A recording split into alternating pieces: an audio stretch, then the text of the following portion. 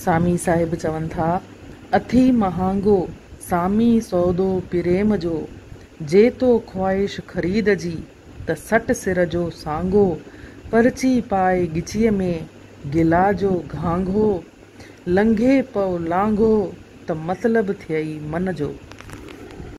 भावार्थ, अथी महांगो सामी सौदो प्रेम जो। सामी साहिब चवनि था त हीउ जेको प्रेम जो सौदो आहे उहो तमामु महांगो हूंदो आहे।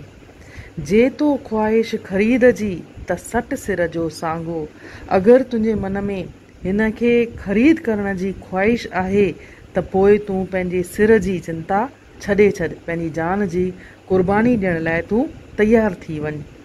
परची पाए गिचीअ में, परची यानी ख़ुशि थी करे बिना नाराज़गीअ जे, परची पाए गिचीअ में गिला जो घांघो, ऐं घांघो चवंदा आहिनि ठिकर जो जेको भॻल बर्तन हूंदो आहे उनजी गिचीअ खे घांघो चइबो आहे।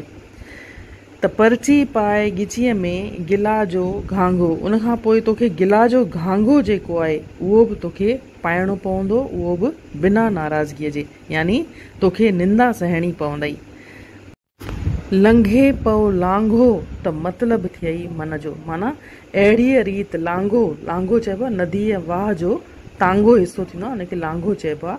त अहिड़ीअ तरह तूं लांघो पार कंदे त पोइ तुंहिंजे मन जी मुराद पूरी थींदई, तूं प्रेम प्राप्त करे सघंदे। हाणे इन जी व्याख्या। सचो प्रेम करणु ॾाढो ॾुखियो हूंदो आहे। प्रेम वठण लाइ, प्रेम जो सौदो करण लाइ त्याग या क़ुर्बानीअ जी ज़रूरत हूंदी आहे। ईश्वर सां प्रेम करणो आहे या ईश्वर जो प्रेम हासिल करणो आहे त सिर लाहे ॾियण जी तयारी हुअणु घुरिजे। संत कबीर पिणु अहिड़ी ॻाल्हि ई चवे थो, प्रेम न बाड़ी उपजय, प्रेम न हाट बिकाय, राजा परजा जे ही रुचय, सीस देई ले जाए।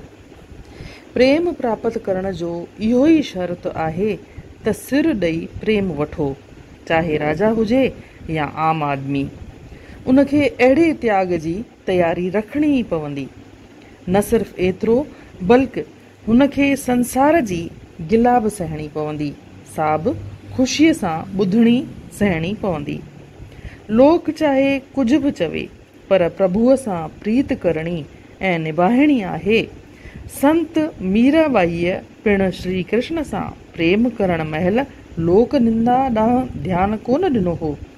मीराबाईअ श्री कृष्ण खे पंहिंजो पति ॼाणी हृदय सां प्रेम कयो हो। हूअ प्रभु प्रेम में दीवानी बणिजी वई हुई। प्रभुअ सां प्रीत कीअं हुअणु घुरिजे, इन लाइ हीउ सुहिणो दोहो ॾिसो। देखो करनी कमल की ना जलसो हेत, प्राण तजो प्रेम न तजो, सूखो सरहि समेत। कमल गुल जो जल सां मेल या प्रेम हूंदो आहे। कमल पंहिंजा प्राण त्यागे छॾींदो आहे, पर पाणीअ सां कयल प्रेम कोन छॾींदो आहे। सरोवर जे सुकी वञण ते ई कमल सुकी वेंदो आहे, जल सां गॾु नष्ट थी वेंदो आहे।